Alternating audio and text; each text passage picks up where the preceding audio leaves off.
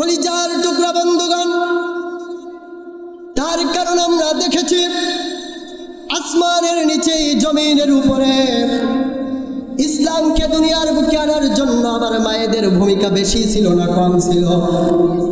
জোরে বলেন, মায়েদের ভূমিকা বেশি ছিল। সর্বপ্রথম ইসলাম কবুল করেছে হযরতে খাদিজা, নারী না পুরুষ?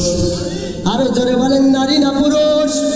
সর্বপ্রথম এই দুনিয়ার বুকে ইসলামের জন্য, কুরআনের জন্য, দ্বীনের জন্য শাহাদাতের সুধা পান করেছে, যে বুকের তাজা রক্ত ঢেলে দিয়েছে হযরতে সুমাইয়া। বলেন তো, নারী না পুরুষ? ইসলামের জন্য, দ্বীন মানুষের দ্বারে দ্বারে পৌঁছিয়ে দেওয়ার জন্য সবথেকে বেশি হাদিস মুখস্থ করে বড় আলেমা হয়েছিলেন হযরতে আয়েশা সিদ্দিকা রাদিয়াল্লাহু তাআলা আনহা।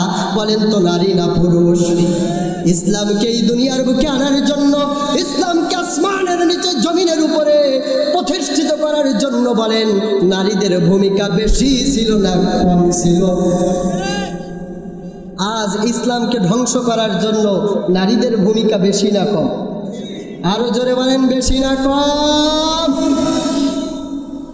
টুপিতে সুন্নাত, পোশাকেও সুন্নাত আছে, পাথরের আঘাত খাওয়া সেটা যে সুন্নাত, কেন মনে হয় না তোমার কাছে? কেন মনে হয় না তোমার কাছে? নবীর প্রেমে তুমি দাওয়াতে তাবলীগ ধারণ করেছ বুকে, সেই তুমি আজ কেন জালিমের প্রতিবাদে আওয়াজ তোলো না মুখে? নবীর প্রেমে তুমি দাওয়াতে তাবলীগ ধারণ করেছ বুকে, সেই তুমি আজ কেন জুলুমের প্রতিবাদে আওয়াজ তোলো না মুখে? মেসওয়াক করো তুমি রোজ প্রতিদিন, সেখানেও সুন্নাত আছে, পাথরের আঘাত খাওয়া সেটা যে সুন্নাত, কেন মনে হয় না তোমার কাছে? কেন মনে হয় না তোমার কাছে? ঠিক কিনা? মিলাদুন নবীতে বড় সোচ্চার তুমি নাকি দেখানো,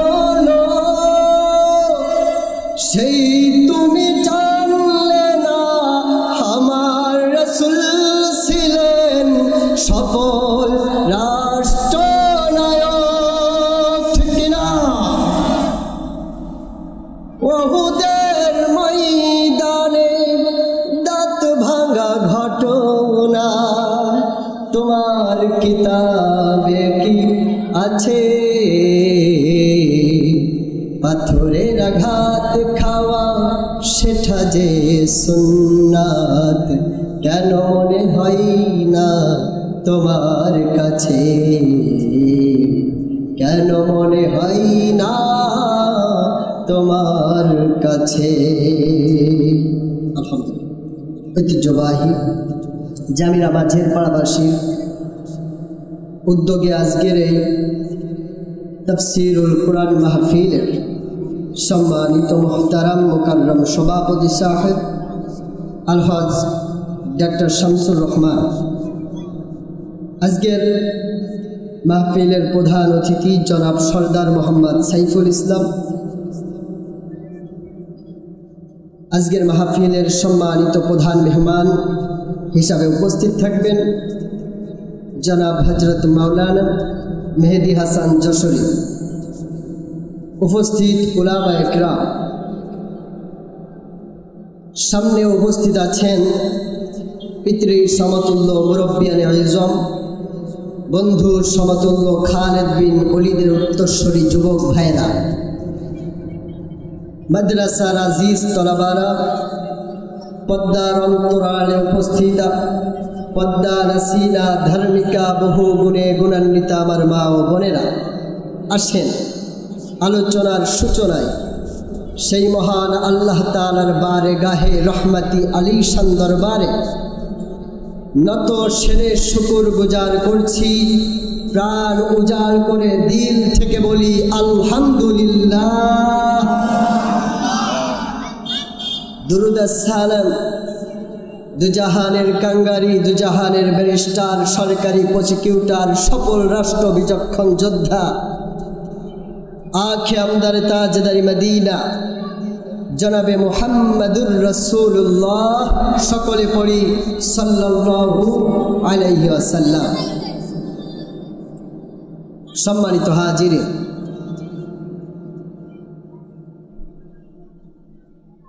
এত সুন্দর একটা আয়োজন, এখানে হাজার হাজার টাকা খরচ করে এত বড় প্যান্ডেলের ব্যবস্থা, এত বড় একটা আয়োজন করা হয়েছে মানুষকে কি শোনানোর জন্য? একটু জোরে বলেন, কি শোনানোর জন্য? আল্লাহ তাআলার কোরআন শোনানোর জন্য এত বড় একটা আয়োজন করা হয়েছে। যাদের কপালে আছে সেই ব্যক্তি এই কোরআনের মজলিসে ময়দানে বসার সুযোগ পেয়েছে, ঠিক কিনা বলেন? যাদের কপালে নাই তারা সুযোগ পায় নাই, পেয়েছে? পাই নাই। আল্লাহ রাব্বুল আলামিন যাদের কপালে রেখেছেন, আপনাকে আমাকে কপাল ওয়ালা করে কবুল করেছেন যে ময়দানে, এই ময়দানে আসতে পেরে, বসতে পেরে, কোরআন শুনতে পেরে আপনারা খুশি না বেজার? সবাই বলেন খুশি না বেজার? কোরআন থেকে কথা হবে, রাসূলের সুন্নাহ থেকে কথা হবে, রাজি আছেন? পবিত্র কুরআনুল কারীম থেকে কথা বলবো, রাসূলের সুন্নাহ থেকে কথা বলবো, আপনাদের কি কষ্ট হবে? কিন্তু এখানে আপনারা যারা বসেছেন এর ভিতরে এমনও এক শ্রেণীর মানুষ আছে, নবীজি সাল্লাল্লাহু আলাইহি ওয়াসাল্লাম একদিন বসে আছে, আবু জাহেল এসে বলছে, মুহাম্মদ সাল্লাল্লাহু, তোমার মতো খারাপ চেহারার মানুষ, কুৎসিত মানুষ, খারাপ হৃদয়ের মানুষ আমি আবু জেহেল আর একটাও দেখি নাই। বলেন না নাউজুবিল্লাহ। আমার কথা কি আপনারা স্পষ্ট শুনতে পাচ্ছেন? নবীজি বললেন, তুমি সত্য বলেছ। কিছুক্ষণের মধ্যে হযরতে আবু বকর রাদিয়াল্লাহু তাআলা আনহু এসে বলছে, ইয়া রাসূলুল্লাহ, আপনার মতো সুন্দর চেহারার মানুষ, আপনার মতো সুন্দর হৃদয়ের মানুষ আমি আবু বকর আসমানের নিচে জমিনের উপরে আর একটাও দেখি নাই। জোরে বলেন সুবহানাল্লাহ। নবীজি বললেন, তুমি সত্য বলেছ। একজন জিজ্ঞেস করল, ইয়া রাসূলুল্লাহ, আবু জাহেল আপনাকে খারাপ হৃদয়ের মানুষ বলল, আবু জাহেল খারাপ কুৎসিত চেহারার মানুষ আপনাকে বলল, আপনি বললেন সত্য বলেছ। পক্ষান্তরে আবু বকর আবার সুন্দর চেহারার মানুষ আপনাকে বলল, আপনি এখানেও বললেন সত্য বলেছ, কারণ কি?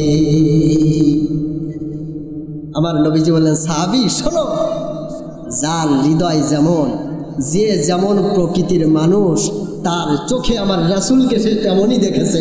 জোরে বলেন সুবহানাল্লাহ। আবু জাহেল এত জঘন্য হৃদয়ের মানুষ। এই মহিলা প্যান্ডেলে কি বাজার হচ্ছে? এত মানুষ এখানে বসে আছে। আমি বলেছি মাঝে মাঝে মাহফিলে গিয়ে বলি, এই মহিলা প্যান্ডেলটা পাশে দেবেন না। এরা এসে কি করে, এক বছর পরে মাহফিল হয় তো এ বুর সাথে ও বুর দেখা হয়ে যায়। এ বু, গত বছর মাহফিলে তোর সাথে দেখা হইলো, তোর মাইয়ের পুতনির বিয়ের কি খবর? দেখেন এখনো কথা বলে যাচ্ছে।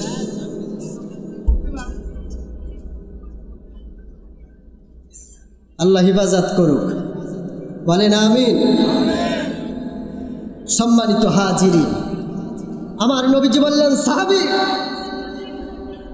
আবু জাহেল এত কুৎসিত হৃদয়ের মানুষ, আবু জাহেল এত জঘন্য মানুষ, তার চোখে আমাকে তেমনই দেখেছে, কিন্তু পক্ষান্তরে আবু বকর এত সুন্দর হৃদয়ের মানুষ, আবু বকরের হৃদয়টা এত ভালো, আবু বকর এত ভালো মানুষ, তার চোখে আসমানের নিচে জমিনের উপরে সব থেকে ভালো আমাকেই দেখেছে। জোরে বলেন সুবহানাল্লাহ। ঠিক তেমন ভাবে এখানে দীর্ঘক্ষণ আলোচনা হবে, 3 ঘন্টা থেকে 4 ঘন্টা আলোচনা শোনার পরে আগামীকাল কিছু শ্রেণীর মানুষ চায়ের দোকানে যাবে আর বলবে, হুজুর কি বলি গেল, সব রাজনীতি করে গেল। আমি কি ভুল বলতেছি? এ কোনো ওয়াজে যা ছিল, যা বললো সব তো রাজনীতি। আছে না নাই? আছে। রাজনীতি নিয়ে ঘুমায়, রাজনীতি নিয়ে বিরাজ করে, রাজনীতি নিয়ে সকালে নাস্তা করে, ওর চোখে কোরআনের কথা রাজনীতি মনে হয়। কিন্তু পক্ষান্তরে এখানে যারা মুমিন বসবে, আল্লাহ রাব্বুল আলামিন ঘোষণা করেছে মুমিনের হৃদয়কে ঈমান দিয়ে পরিপূর্ণ করে দেবে কোরআন শোনানোর সাথে সাথে। জোরে বলেন সুবহানাল্লাহ। এখানে যারা মুমিন ইমানদার বসবে, কোরআন তাদের শুনতে মন চাইবে, তাদের হৃদয় ঈমান আরো বেড়ে যাবে। সুবহানাল্লাহ।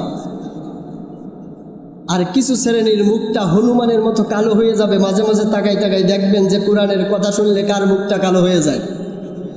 আমরা কোরআন থেকে কথা বলবো, আপনারা কি শুনতে রাজি আছেন? জোরে বলেন রাজি আছেন? কষ্ট হবে না তো ইনশাআল্লাহ? প্রিয় ভাইরা, আল্লাহ তাআলা জমিনে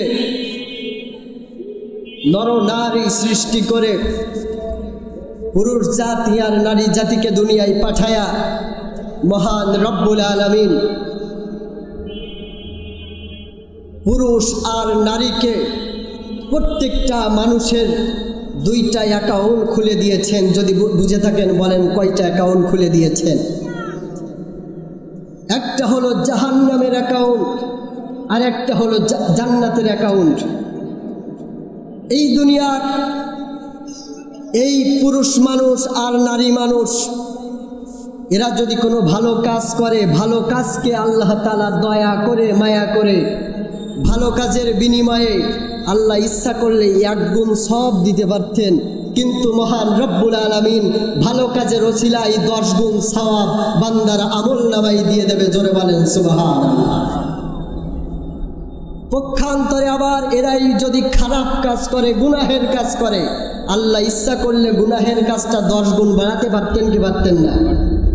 কিন্তু আল্লাহ তাআলা দয়াশীল, ক্ষমাশীল, গুনাহের এই কাজ 10 গুণ বাড়াই নাই, 1 গুণই করে তার আমলনামায় গুনাহ লিখে দেবে।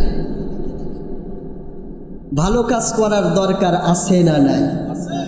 সওয়াবের কাজ করার দরকার আছে না নাই? সওয়াবের কাজ করলে, ভালো কাজ করলে 10 গুণ সওয়াব বৃদ্ধি করবেন কে? আরো জোরে বলেন কে? এই যে এত বড় একটা আয়োজন, এই যে মাহফিল, কোরআন শোনার আয়োজন, আপনারা শুনতে এসেছেন, বসেছেন, রাত দিন কষ্ট করে যে ভাইরা আমার কোরআন শোনার ব্যবস্থা করলেন, ম্যাক্সিমাম সব যুবক ভাইরা বলেন তো এরা ভালো কাজ করেছে না খারাপ কাজ করেছে? কিছুদিন আগে একটা পত্রিকায় দেখেছিলাম, এক জায়গায় তাফসির মাহফিল বন্ধ করে দিয়ে সেখানে কনসার্টের আয়োজন করেছিল, নর্তকী এনে স্টেজে নাচাইছিল। বলেন নাউজুবিল্লাহ। এই কনসার্টের আয়োজন যখন তারা করেছে, মাঠ ভরপুর হয়ে গেছে। মাঠ ভরপুর হয়ে মাঠের ভিতরে আর জায়গা নাই, পাশে ছিল পুরনো টিনের চালের একটা ঘর। ওই পুরাতন টিনের চালের উপরে কিছু যুবক ছেলেরা উঠেছে, ওখানে উঠে যখন নাচানাচি করতেছে, ওই টিন ভেঙ্গে নিচেই পড়ি জায়গায় 3 জন লাশ হয়ে গেছে। স্টেজের পরে একজন উঠে বলতেছে ওরা শহীদ হয়ে গেছে। কি হয়ে গেছে? শহীদ হয়ে গেছে। সম্মানিত হাজিরিন, এই যুবক ভাইয়েরা ইচ্ছা করলে কনসার্টের আয়োজন করতে পারত, নর্তকীকে এখানে নাচাতে পারত, সেটাকে তারা বয়কট করে আল্লাহর কোরআনের আয়োজন করেছে। তারা ভালো কাজ করেছে না খারাপ কাজ করেছে? এর মায়ের গর্বগুলো ধন্য হয়ে গেছে। জোরে বলেন সুবহানাল্লাহ। ও প্রিয় ভাইয়েরা, যারা এই ভালো কাজ করেছে, সুন্দর মহতি আয়োজন করেছে, আমরা তাদেরকে শুভেচ্ছা জানাতে চাই, অভিনন্দন জানাতে চাই যে কোরআনের দিকে ফিরে আসো। কারণ আমরা দেখতে পাচ্ছি বাংলার জমিনে যত ওয়াজ মাহফিল হচ্ছে, শতকরাই 90% সব যুবক সন্তানেরা মাহফিল করছে। সুবহানাল্লাহ বলবেন না? এই মাহফিলগুলো প্রমাণ করছে, যশোরে আজহারী সাহেবের মাহফিল প্রমাণ করেছে, আগামীর মাহফিল এই জমিনে না, শুধু সংসদে হবে। জোরে বলেন ঠিক কিনা মুসলমান? রাজি আছেন তো মুসলমান? আল্লাহ তাআলা যেন কবুল করেন, বলেন আমিন। প্রিয় ভাইরা আমার, কলিজার টুকরা বন্ধুগণ আমার, মাহফিল বন্ধ করে দেওয়ার জন্য অনেক মানুষ পায়ে তারা শুরু করেছিল। সংসদে কিছু মানুষ বিসমিল্লাহ লিখতে দিতে বারণ করেছিল। রাষ্ট্র ধর্ম ইসলামকে মুছে ফেলে দিতে চেয়েছিল। কিন্তু আমরা দেখতে পাচ্ছি সময়ের ব্যবধানে যারা বন্ধ করতে চেয়েছিল তারা বন্ধ হয়ে গেছে। আল্লাহর জমিনে আল্লাহর কোরআন প্রতিষ্ঠিত হওয়ার কাজ চলছে। জোরে বলেন ঠিক কিনা মুসলমান? আল্লাহ তাআলা রব্বুল আলামিন যেন এই ময়দানকে যেন আরো উৎফুল্ল করে, এই ময়দানকে, গোটা বাংলার জমিনকে যেন রাষ্ট্র ধর্ম ইসলাম হিসেবে কবুল করেন, বলেন আমিন। কেন মাহফিল বন্ধ হবে? কেন বন্ধ হবে? তার কারণ মহান আল্লাহ তাআলা নিজেই তো ওয়াজ করেছে। জোরে বলেন সুবহানাল্লাহ। ওয়াজ করেছে কে? আরো জোরে বলেন, ওয়াজ করেছে কে? এতদিন আমরা দেখতেছি, শুনতেছি যে ওয়াজ করে বক্তারা। যশোর থেকে মেহেদি হুজুররে আনা হয়েছে, বাইরে থেকে আমাদের বড় বড় মেহমানরা আসে, তারা ওয়াজ করে। আল্লাহ তাআলা আবার কবে ওয়াজ করল? শুনতে রাজি আছেন তো? আল্লাহ রাব্বুল আলামিন কোন ময়দানে ওয়াজ করেছিল? আল্লাহ তাআলা কি ওয়াজ করেছিল? কয়টা মাহফিল করেছিল? আমরা শুনবো তো ইনশাআল্লাহ। মহান রব্বুল আলামিন 1 নয়, 2 নাই, 3টা ওয়াজ করেছে। জোরে বলেন কয়টা? আরো জোরে বলেন কয়টা? 3টা ওয়াজ করেছে। 3টা ওয়াজের সর্বপ্রথম যে ওয়াজটা, ভূমিকা ছাড়াই আমরা আলোচনার ভিতরে ঢুকে যাচ্ছি। আজকে আমার আলোচনার সাবজেক্ট হলো মহান রব্বুল আলামিন কি ওয়াজ করেছিল, কয়টা ওয়াজ করেছিল। শুনতে রাজি আছেন তো ইনশাআল্লাহ? আমি আপনাদের পরিচিত মানুষ, সবাই আমাকে চেনেন, আমি আপনাদেরকে চিনি। আপনাদের কষ্ট হবে না তো? রাজি আছেন তো ইনশাআল্লাহ? আল্লাহ রাব্বুল আলামিন 1 নয়, 2 নয়, 3টা ওয়াজ করেছেন। আল্লাহ তাআলা 3টা মাহফিলের আয়োজন করেছেন। শুধু তাই নয়, রব্বুল আলামিন মাহফিলের আয়োজন করে শ্রোতা এনে নিজেই বক্তা হয়েছে। সুবহানাল্লাহ বলেন না? আপনারা হলো ড্রাইভার, আমি হলো পরিবহন। ড্রাইভার যদি ঘুমায়, পরিবহন রাস্তা দিয়ে যায় না খানা দিয়ে যায়? ঘুমাচ্ছেন মনে হচ্ছে। কথা বলতে রাজি আছেন তো? 1 নম্বর ওয়াজ, রব্বুল আলামিন যে ওয়াজটা করেছিল, সেই ওয়াজটা আবার পবিত্র কুরআনুল কারীমের ভিতরে আবার কোট করে দিয়েছেন। আল্লাহ তাআলা বলেন, ওয়া ইয আখাযা রাব্বুকা মিন বানি আদামা মিন যুহুরিহিম যুররিয়াতাহুম ওয়া আশহাদুহুম أنفسهم ألست بربكم قالوا بلى شهدنا ওয়াজ করছে কে? আল্লাহ তাআলা বলে তোমরা সেদিনের কথা স্মরণ করো যেদিন আমি আল্লাহ রাব্বুল আলামিন বড় একটা মাহফিলের আয়োজন করেছিলাম। ওই মাহফিলের আয়োজন করে আমি আল্লাহ তাআলা নিজেই বক্তা হয়েছিলাম। জোরে বলেন সুবহানাল্লাহ। যে রবের কথা শুনতে এসেছি ওই রব যদি বক্তা হয়ে যায় মাহফিল কি ভালো হবে না খারাপ হবে? আরো জোরে বলেন মাহফিল কি ভালো হবে না খারাপ হবে? আল্লাহ রাব্বুল আলামিন বলেন তোমরা সেদিনের কথা স্মরণ করো যেদিন আমি আল্লাহ তাআলা নিজেই বক্তা হয়েছিলাম আর আমার শ্রোতা ছিল এই দুনিয়ার বুকে যত মানুষ এসেছে এখন যারা আছে আর যারা আসবে প্রত্যেকের রূহ সেদিন আমি আল্লাহ তাআলা বনি আদম আলাইহিস সালামের পৃষ্ঠদেশ থেকে বের করে একটা ময়দানে হাজির করেছি শ্রোতা হিসেবে। সুবহানাল্লাহ। সেদিন আমরা সবাই ছিলাম কি ছিলাম না? আল্লাহ তাআলার মাহফিলে সবাই ছিলাম কি ছিলাম না? রূহ জগতে আল্লাহ তাআলা বক্তা বানালেন প্রত্যেক রূহকে, মানে শ্রোতা বানালেন প্রত্যেক রূহকে, আর বক্তা হলেন কে? আল্লাহ তাআলা। আল্লাহ রাব্বুল আলামিন সেদিন একটা ওয়াজ করেছিল, জোরে বলেন তো কয়টা? একটা ওয়াজ করেছিল। সেদিন প্রত্যেক রূহুর কাছ থেকে স্বীকৃতি নিয়েছিল। ওয়াজের মাধ্যমে সেদিন বলেছিল বলো আলাস্তু বিরাব্বিকুম, হে রূহুরা তোমরা বলো আমি কি তোমাদের রব নই? কি বলেছিল? জোরে বলেন কি বলেছিল? আমি কি তোমাদের রব নই? আমি কি তোমাদের রব না? সেদিন আমরা সবাই এক বাক্যে জবাব দিয়েছিলাম, বলেছিলাম ক্বালু বালা শাহিদনা, হ্যাঁ আপনি আমাদের রব, আমরা সবাই স্বীকৃতি দিচ্ছি আপনি আমাদের রব। জোরে বলেন সুবহানাল্লাহ। আমাদের রব কে? আরো জোরে বলেন আমাদের রব কে? এমন কেউ এখানে আছেন যে আল্লাহকে সেদিন রব বলে স্বীকার করেন নাই? এমন কেউ আছেন? রূহ জগতে আমরা সবাই আল্লাহকে রব বলে স্বীকার করেছি তো? এখন কি স্বীকার করি আমাদের রবকে? স্বীকার করতেছি, কিন্তু রব বলে আল্লাহকে কি মানতেছি?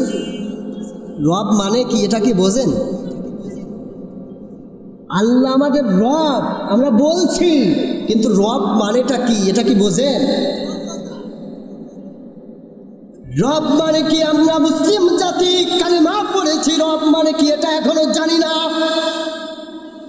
রব মানে কি এটা আবু জাহেল জানতো, এটা উতবা জানতো, আবু লাহাব জানতো, ওয়ালিদ ইবনে মুগিরা, বড় বড় কাফের ফিরাউন নমরুদেরা জানতো রব মানে কি।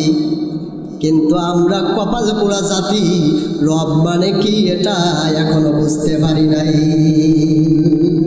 বলবো রব মানে কি? কষ্ট হবে না তো? রব শব্দের অর্থ তাফসীর গ্রন্থগুলোতে অসংখ্য এসেছে, অসংখ্য।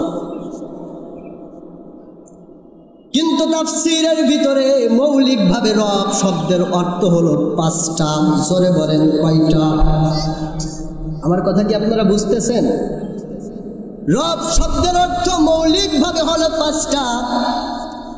1 নাম্বার হলো সৃষ্টিকর্তা, 2 নাম্বার হলো অভিভাবক, 3 নাম্বার হলো প্রতিপালক, 4 নাম্বার হলো রিজিকদাতা, 5 নাম্বার হলো আইনদাতা। জোরে বলেন তো কি দাতা?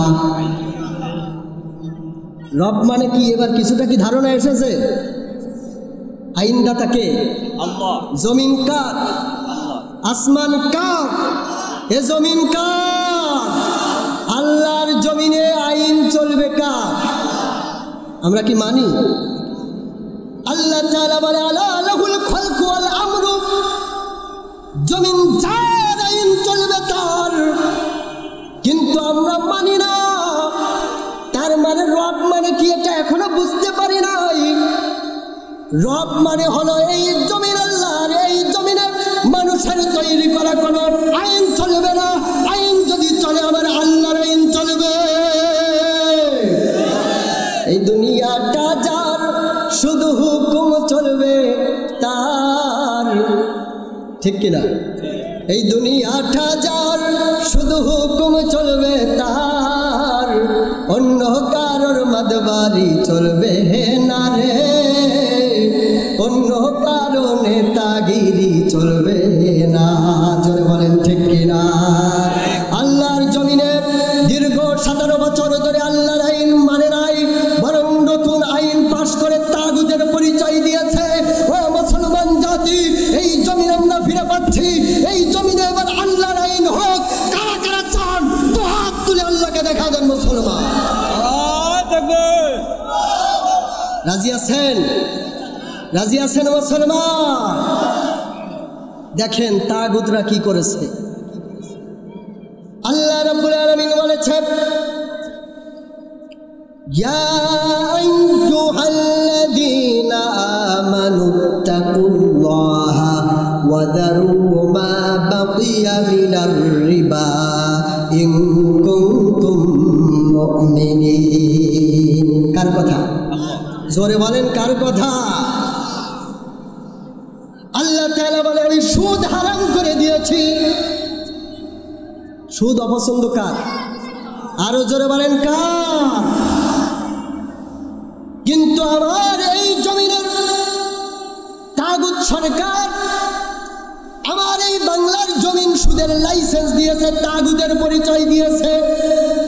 তার মানে আল্লাহর আইন তো মানেই নাই। আল্লাহ বলেছে সুদ হারাম, আর এরা নতুন আইন পাশ করেছে যে সুদের লাইসেন্স।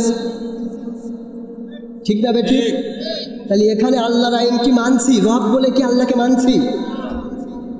যেখানেই দেখাবো সেখানেই দেখেন আল্লাহ তাআলা বলে ইন্নামাল খামরু ওয়াল মাইসিরু ওয়াল আনসাবু ওয়াল আজলামু রিজসুম মিন আমালিশ শাইতান। আমি আল্লাহ তাআলা মদ হারাম করে দিয়েছি। জোরে বলেন তো মদ হারাম করেছেন কে? আল্লাহ।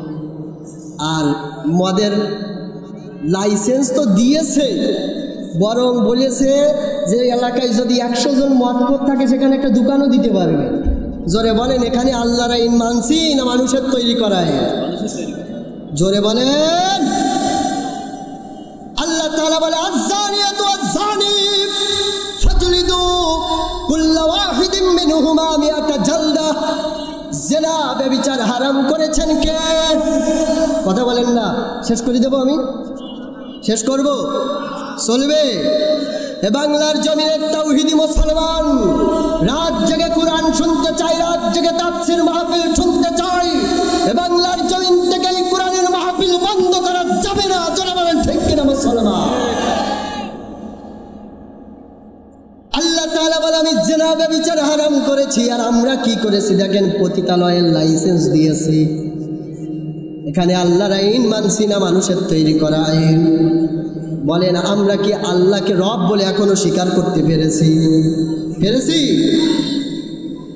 আল্লাহ তাআলা বলে নারীদের জন্য আমি পর্দার বিধান করেছি, বেপর্দাকে আমি আল্লাহ তাআলা হারাম করে দিয়েছি। বলেন তো আমাদের নারীরা কি পর্দা করে? করে? বরং এরা বলে থাকবো না গোবদ্ধ করে, দেখবো এবার জগৎটাকে, আমরা যেভাবে খুশি সেভাবেই চলবো। পুরুষরা বাইরে যায় কাজ করার জন্য, আমরাও বাইরে যেয়ে ঘোরাফেরা করব।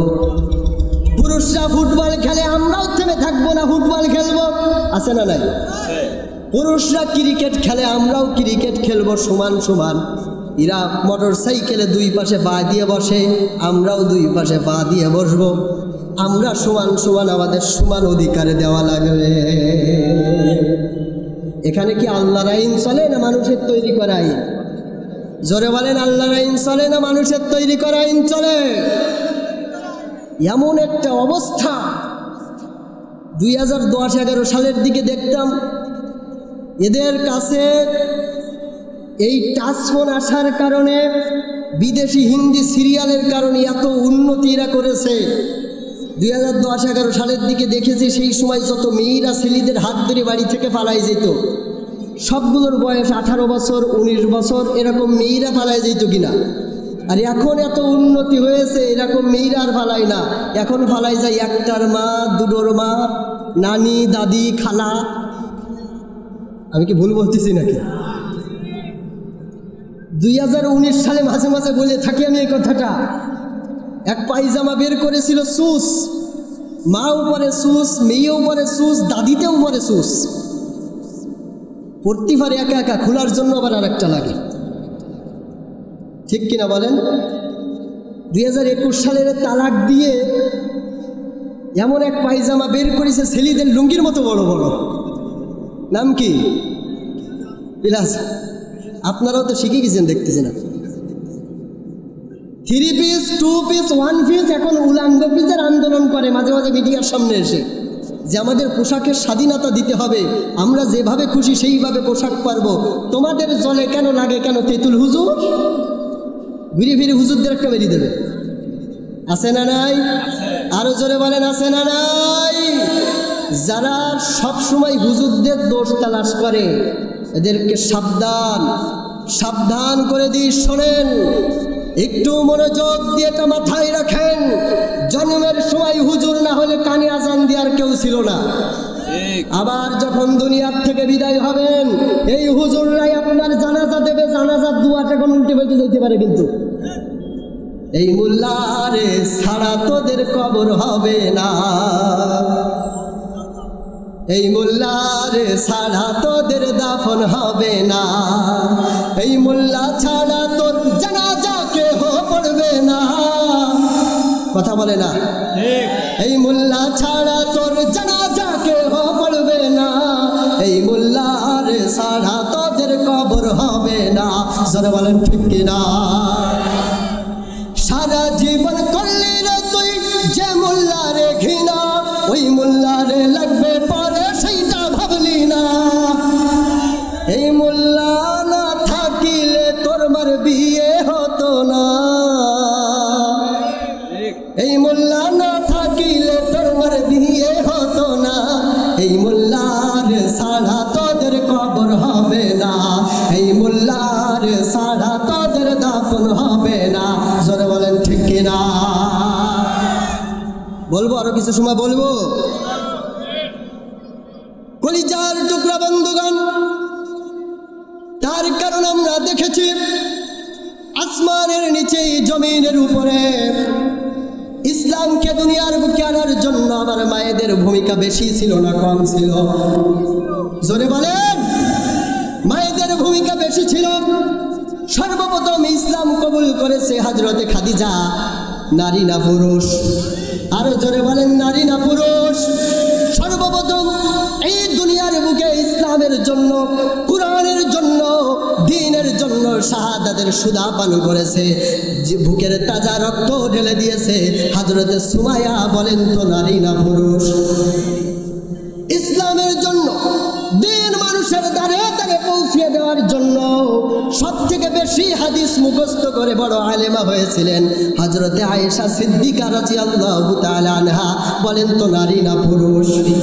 ইসলামকে এই দুনিয়ার বুকে আনার জন্য, ইসলামকে আসমানের নিচে জমিনের উপরে প্রতিষ্ঠিত করার জন্য বলেন নারীদের ভূমিকা বেশি ছিল না কম ছিল?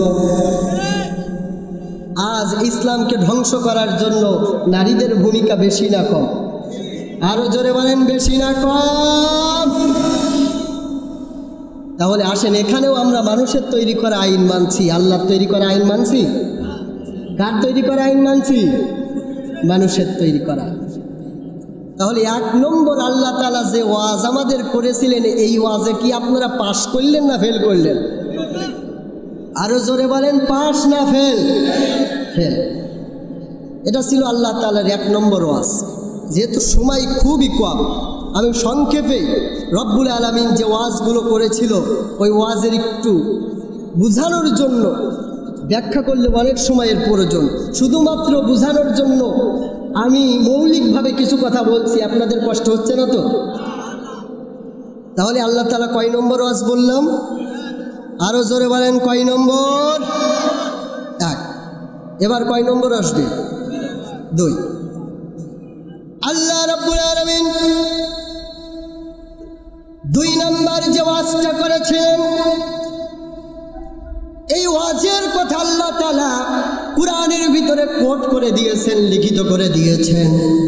আল্লাহ তাআলা ঘোষণা করেন, ওয়া ইয আখাযাল্লাহু মিসাকান নাবিয়্যিনা লামা আতাইতুকুম মিন কিতাবিন ওয়া হিকমাতিন সুম্মা জাআকুম রাসূলুম মুসাদ্দিকুল লিমা মাআকুম লাতুমিনুন্না বিহি। কথা কার? আরো জোরে বলেন, কথা কার? আল্লাহ রাব্বুল আলামিন বলেন, আমি 2 নম্বর যে ওয়াজটা করেছিলাম, 2 নম্বর এই ওয়াজে আমি আল্লাহ নিজেই বক্তা ছিলাম ঠিকই, কিন্তু শ্রোতা আমি ঢালাওভাবে সকলকে নেয়নি। সকলকে নিয়েছে ঢালাওভাবে, গণভাবে আমি সকলকে শ্রোতা করি নাই। আমি আল্লাহ রাব্বুল আলামিন 2 নম্বর ওয়াজে যাদেরকে শ্রোতা করেছিলাম, তারা ছিলেন পথ প্রদর্শক, তারা ছিলেন আসমানের জমিনে, আসমানের নিচে জমিনের উপরে যত নবী রাসূল দাওয়াত নিয়ে এসেছিলেন, প্রত্যেক নবী রাসূলকে আমি আল্লাহ তাআলা সেদিনকে শ্রোতা হিসেবে রেখেছি। জোরে বলুন সুবহানাল্লাহ। শ্রোতা কারা? আমার কথা মনে হয় আপনারা বুঝতে পারতেছেন না ঠিক করে, আওয়াজ কি শোনা যায় স্পষ্ট? শ্রোতা কারা? নবী আর রাসূলেরা। বক্তাকে? আরো জোরে বলেন, বক্তাকে? এই ওয়াজ মাহফিল কি ভালো হবে না খারাপ হবে? শ্রোতা রাসূল নবীরা আর বক্তা নিজেই আল্লাহ। কত ভালো মানের ওয়াজ হতে পারে চিন্তা করে দেখেছেন? আল্লাহ রাব্বুল আলামিন 2 নম্বর যে ওয়াজটা করলেন, এই ওয়াজে শ্রোতাদেরকে আল্লাহ রাব্বুল আলামিন বললেন, ও আমার শ্রোতা নবী রাসূলেরা, আজকে এই ওয়াজের মাধ্যমে আমি তোমাদের কাছ থেকে অঙ্গীকার নেব একটা। জোরে বলেন, অঙ্গীকার কয়টা? আরো জোরে বলেন, কয়টা? আমি আল্লাহ তাআলা তোমাদের কাছ থেকে একটাই অঙ্গীকার করব, সেটা হলো এই জমিনে তোমাদের সত্যতা প্রমাণের জন্য তোমাদের পরে একেবারে শেষ নবী হিসাবে একজন আসবেন, তার নাম হলো মুহাম্মাদুর রাসূলুল্লাহ। জোরে বলেন সাল্লাল্লাহু আলাইহি ওয়াসাল্লাম। একটু জিকির করেন, লা ইলাহা।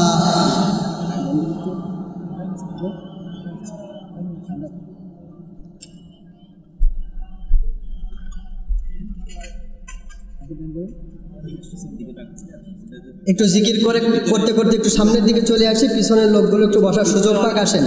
লা ইলাহা। আর আমাদের মা বোনদের জন্য প্রাইমারি স্কুলের রুমের ভিতরে জায়গা আছে, ওখানে জায়গায় যদি সংকট না হয় তাহলে আপনারা প্রাইমারি স্কুলের ভিতরে ঢুকে যান। একটু জিকির করেন, লা ইলাহা। আরো জোরে, লা ইলাহা। কোরআন শুনতে কি খারাপ লাগে? ভালো লাগতেছে? তাহলে ইমানের পরিচয় দিচ্ছি ইনশাআল্লাহ। যাদের ভালো লাগবে তারাই হলো প্রকৃতপক্ষে ইমানদার, ঠিক কিনা বলেন? বলেন, লা ইলাহা, লা ইলাহা, লা ইলাহা ইল্লাল্লাহু মুহাম্মাদুর রাসূলুল্লাহ সাল্লাল্লাহু। 2 নম্বর আল্লাহ তাআলা যে ওয়াজটা করলেন, ওয়াজ হলো তোমাদের সত্যতা প্রমাণের জন্য একেবারে শেষ নবী হিসাবে একজন নবী আসবেন, তার নাম হলো মুহাম্মদ আহমদ। জোরে বলেন সুবহানাল্লাহ। কাদের নবী? আর জোরে বলেন, কাদের নবী? এত বড় ওয়াজ মাহফিলে আমাদের রাসূলের নাম ঘোষণা করলেন, আমরা খুশি না বেজার? খুশি। শুধু নাম ঘোষণা করেন নাই, আল্লাহ তাআলা আরো বলেছেন এই নবী তোমাদের কাছে আমি পাঠাবো। কিন্তু শোনো, এই রাসূল যদি ও মুসা আলাইহিস সালাম তোমার সময় যদি আসে, তুমি এই অঙ্গীকার করবে তোমার নবুয়াত সেখানেই শেষ হয়ে যাবে, তুমি সেই মুহাম্মাদের উপরে ঈমান আনবে। সুবহানাল্লাহ বলবেন না? ও ঈসা, ও দাউদ, প্রত্যেক নবী রাসূলকে আল্লাহ তাআলা বললেন তোমাদের সময় যদি নবী মুহাম্মদ সাল্লাল্লাহু আলাইহি ওয়াসাল্লাম জমিনে আসে, তোমাদের নবুয়াত সেখানেই শেষ হয়ে যাবে, তোমরা তার উপরে ঈমান আনবে আর তাকে তোমরা সাহায্য করবে। চিৎকার মেরে বলেন সুবহানাল্লাহ। প্রত্যেক নবী রাসূলের নবুয়াত সেখানেই শেষ হয়ে যাবে, কার উপরে ঈমান আনতে হবে? হযরত মুহাম্মদ সাল্লাল্লাহু আলাইহি ওয়াসাল্লাম। কত বড় মানের নবী, বুঝতে পারছেন? নবী রাসূলদের কাছ থেকে অঙ্গীকার নিতে চাইলেন তোমরা কি তার উপরে ঈমান আনবে আর তোমরা কি সেই রাসূলকে সাহায্য করবে? প্রত্যেক নবী রাসূল সেদিন অঙ্গীকার করলেন, হ্যাঁ আমাদের সময় যদি সেই নবী আসে, আমরা অঙ্গীকার করেছি, আমরা ওয়াদা করেছি সেই রাসূলের উপরে ঈমান আনবো আর সেই রাসূলকে আমরা সাহায্য করব। জোরে বলেন সুবহানাল্লাহ। আল্লাহ তাআলা বললেন এভাবে হবে না। সুবহানাল্লাহ কোন না? এভাবে ঠিক আছে। আল্লাহ রাব্বুল আলামিন বললেন এভাবে হবে। জোরে বলেন না কেন? এভাবে তোমরা আরো ভালো করে ওয়াদা করো, শক্তভাবে ওয়াদা করো, আমি আল্লাহ নিজেই সাক্ষী থাকব। সুবহানাল্লাহ। আমি আল্লাহ রাব্বুল আলামিন নিজেই সাক্ষী থাকব আর তোমরাও সাক্ষী থাকো, তোমরা সেই রাসূলকে সাহায্য করবে। রাসূলদেরকে, নবীদেরকে অঙ্গীকার করলেন যে তোমরা ওই রাসূলকে সাহায্য করবে। সুবহানাল্লাহ। সুবহানাল্লাহ। সেই নবীর দাম কম না বেশি? বেশি। আরো জোরে বলেন, কম না বেশি? অঙ্গীকার নিলেন, আল্লাহ নিজেই সাক্ষী থাকলেন। বলেন সেই রাসূলকে আমাদেরকে সাহায্য করার দরকার আছে না নাই? রাসূলকে আমরা সাহায্য করব তো? আরো জোরে বলেন, করব তো? কিভাবে করবেন? রাসূল কি থাকতে চাই? আপনাদের ঘরে এসে শুইতে চাই? খাইতে চাই? কিভাবে সাহায্য করবেন? ঠিক তেমনি ভাবে সাহায্য করবেন। এই জমিনে শেষ নবী হিসেবে যাকে পাঠানো হয়েছে, এই জমিনের মানুষ যদি তাকে নিয়ে ব্যঙ্গচিত্র তৈরি করে, এই জমিনের মানুষগুলো যদি তাকে নিয়ে কটূক্তি করে, তাদের বিরুদ্ধে প্রতিবাদ করে প্রতিহত করার চেষ্টা করতে হবে। রাজি আছেন মুসলমান? রাজি আছি না নাই? ফ্রান্সের জমিনে যখন ম্যাক্রন রাসূলের ব্যঙ্গচিত্র তৈরি করে এই কুলাঙ্গার বেঈমান কুত্তার গলায় ঝুলায় দিয়েছিল, নাউজুবিল্লাহ বলবেন না? নুপুর শর্মা, কুকুর শর্মা রূপে নবীন জেন্দার যখন রাসূলকে নিয়ে কটূক্তি করেছে, রাসূলকে নিয়ে যখন বাজে মন্তব্য করেছে, তখন আমরা মসজিদ থেকে মুসাল্লিদেরকে নিয়ে আন্দোলন করেছি। এই আন্দোলন করার কারণে আমাদের নামে মামলা হয়েছে। চলে বলেন ঠিক কিনা মুসলমান? হয়েছিল কি হয় নাই? এই জমিনে রাসূলের পক্ষে কথা বলার কারণে যদি মামলা হয়, ও মুসলমান তাওহীদি জনতা, এরকম সমাজ, এরকম জমিন সামনে আর আমরা দেখতে চাই না। জোরে বলেন ঠিক কিনা?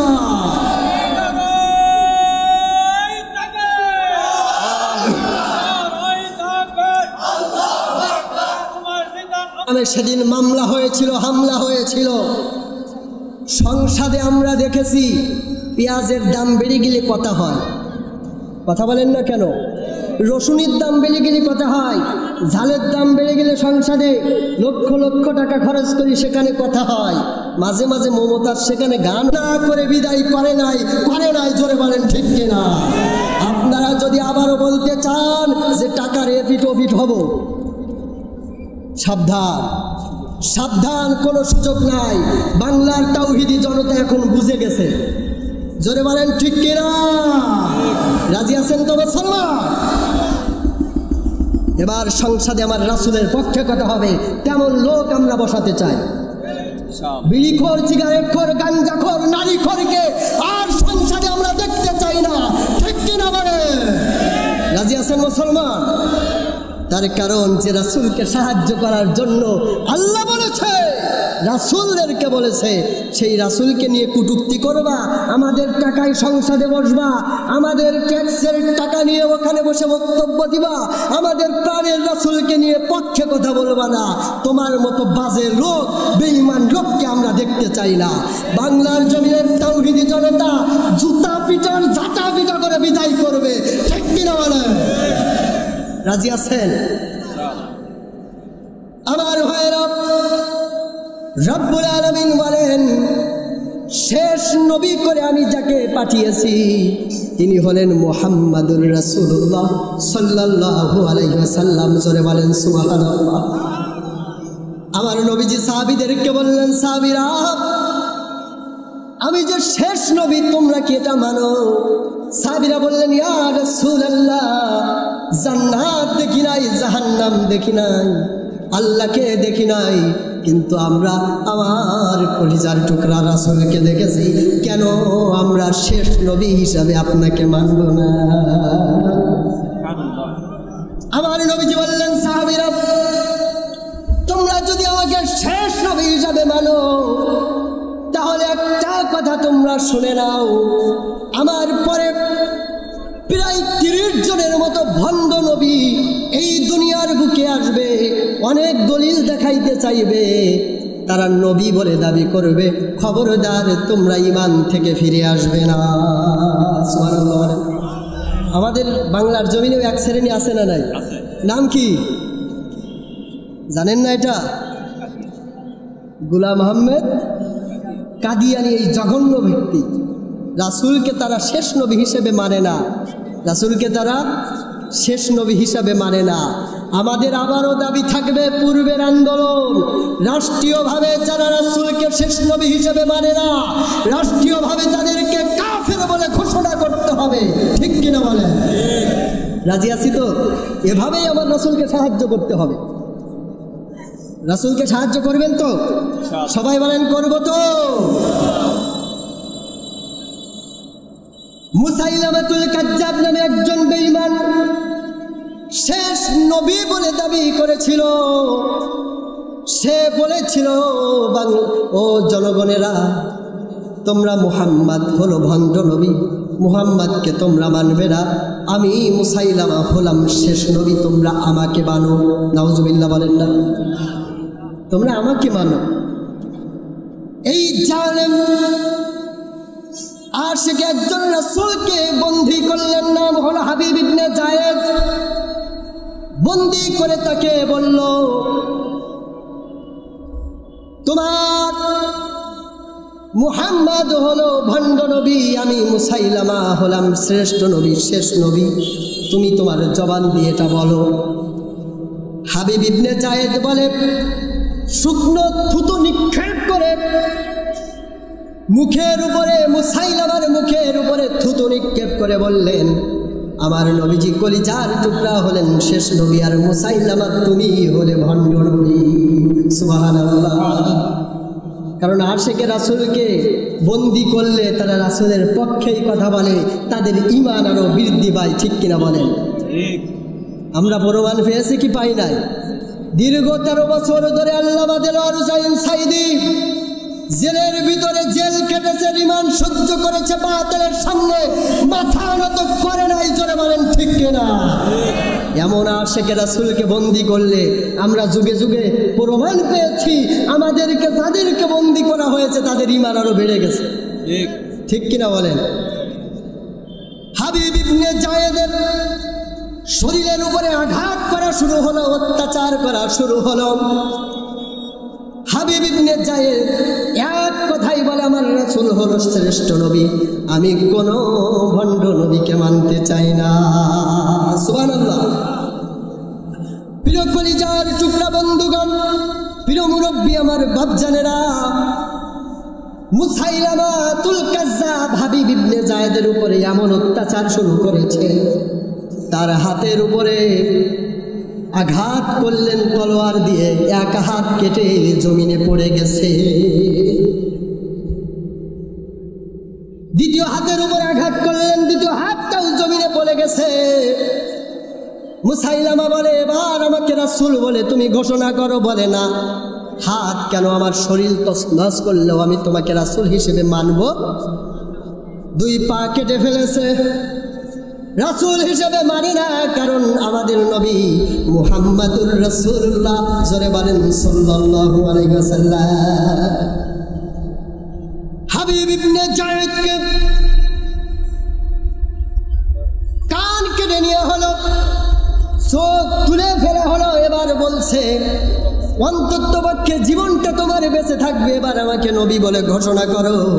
হাবিব ইবনে যায়েদ বলে, শাহাদাতের তামান্না নিয়েই তোমার কাছে এসেছি, আমি জান্নাতের সুঘ্রাণ আমার নাকে পাইতেছি। এভাবে অত্যাচার করলো হাবিব ইবনে যায়েদ, শাহাদাতের সুদা পান করলো। জোরে বলেন সুবহানাল্লাহ।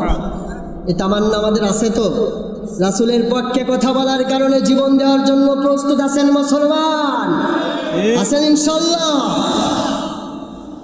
হাবিব ইবনে যায়েদ যখন শহীদ হয়ে গেছে, তার চামড়াটা ছুলে ফেলা হয়েছে, হাবিব ইবনে যায়েদের মাথাটা আলাদা করে ফেলে দেওয়া হয়েছে, তাকে আর চিনা যাচ্ছে না। এই অবস্থায় হাবিব ইবনে যায়েদের মায়ের কাছে নিয়ে বলছে, ও হাবিব ইবনে যায়েদের মা, বলো তো এটা কার লাশ? হাবিব ইবনে যায়েদ বলে, এটা তো আমি চিনতে পারছি না। বলে, এটা তোমার সন্তান হাবিব ইবনে যায়েদ। মুসাইলামাকে নবী বলে ঘোষণা করে নাই, এই কারণে তার জীবনটা এইভাবে ক্ষতবিক্ষত করেই নেওয়া হয়েছে। হাবিব ইবনে যায়েদের মা ডাক দিয়ে বলে, আল্লাহ, আলহামদুলিল্লাহ, তোমার কাছে শুকরগুজার করছি। ও সৈন্যরা শোনো, আমি এমন সন্তানকে আমার বুকের দুধ খাওয়াইছি, যে বুকের দুধ খাওয়ানোর কারণে আমার সন্তান রাসূলের পক্ষে কান দিয়েছে, চোখ দিয়েছে, হাত দিয়েছে, পা দিয়েছে, চামড়া পর্যন্ত দিয়েছে, বাতিলের সামনে মাথা নত করে নাই। সুবহানাল্লাহ বলেন না? শহীদি রক্ত বৃথা যায় না, তবু কেন হাই মন মানে না। ঠিক কিনা? শহীদি রক্ত বৃথা যায় না, তবু কেন হাই মন মানে না। মমতার বাঁধন ছেড়ে যায়, কলিজা ছিঁড়ে, শহীদি রক্ত বৃথা যায় না, তবু কেন হাই মন মানে না। কেন ওরা চলে যায় বুক ভেঙে দিয়ে, সব কিছু ছেড়ে ওই শহীদি মিছিলে। আল্লাহু আকবার। মায়েরা একটু কান খাড়া করে শোনেন, এমন সন্তানকে জন্ম দেওয়ার সিদ্ধান্ত গ্রহণ করেন। আল্লাহু আকবার। মা এমন হতে হবে, মা রাসূলের পক্ষে সন্তানকে এমনভাবে তৈরি করতে হবে। রাজি আছেন তো মুসলমান? কারণ আশিকে রাসূলরা এমনভাবে তৈরি হয়ে এমনভাবে জীবন দেবে যে ফাঁসির মঞ্চে দাঁড়ানোর আগেও যারা 3 ঘন্টা 1.5 ঘন্টা ঘুমাইতে পারে, তারা নিশ্চিতভাবে জান্নাতের সুঘ্রাণ নাকের ভিতরে পায়। ঠিক কিনা জোরে বলে? রাজি আছেন মুসলমান? আমি শেষ করে দিচ্ছি। বাংলার জমিনে এক ওলির কথা বলছি, এক পীরের কথা বলছি, যে ব্যক্তি ফাঁসির মঞ্চে যাওয়ার আগেও 1.5 ঘন্টা ঘুমায় নিয়েছে। তার নাম ছিলেন মীর কাশেম আলী। জোরে বলেন সুবহানাল্লাহ। আমরা প্রমাণ পেয়েছি কি পাই না? কিভাবে সম্ভব? জান্নাতের ঘিরান যদি না আসবে ফাঁসির আগে 1.5 ঘন্টা, কিভাবে নিশ্চিন্তে ঘুমাইতে পারে? ফাঁসি হয় হো, হাসি মুখে যেও আল্লাহর কাছে ফিরে, মিশে যেও তুমি ফেরদাউসে সবুজ পাখির ভিড়ে। ফাঁসি হাই হোক হাসি মুখে যেও আল্লাহর কাছে ফিরে, মিশে যেও তুমি ফেরদাউসে সবুজ পাখির ভিড়ে। নারায়ণ তাকবীর। প্রধান বক্তার আগমন, প্রধান মেহমানের আগমন। প্রিয় ভাইয়েরা, আমি এখানেই শেষ করছি। আমার প্রিয় কলিজার টুকরা বড় ভাই চলে এসেছেন। কোরআন থেকে গুরুত্বপূর্ণ তাৎপর্য পূর্ণ ব্যাখ্যা করবেন। আল্লাহ তাআলা আমাদের সকলকে যেন দ্বীনের জন্য কবুল করেন, বলেন আমিন আমিন। আখির দাওয়ানা আলহামদুলিল্লাহি রাব্বিল আলামিন। আপনারা কি কেউ কষ্ট পেয়েছেন? আমার কথা শুনে কেউ কষ্ট পেয়েছেন? রাজি আছেন তো থাকতে আল্লাহর কোরআনের পথে? আল্লাহ তাআলা কবুল করুক। আমিন আমিন সুম্মা আমিন। আসসালামু আলাইকুম ওয়া রাহমাতুল্লাহি ওয়া বারাকাতুহু।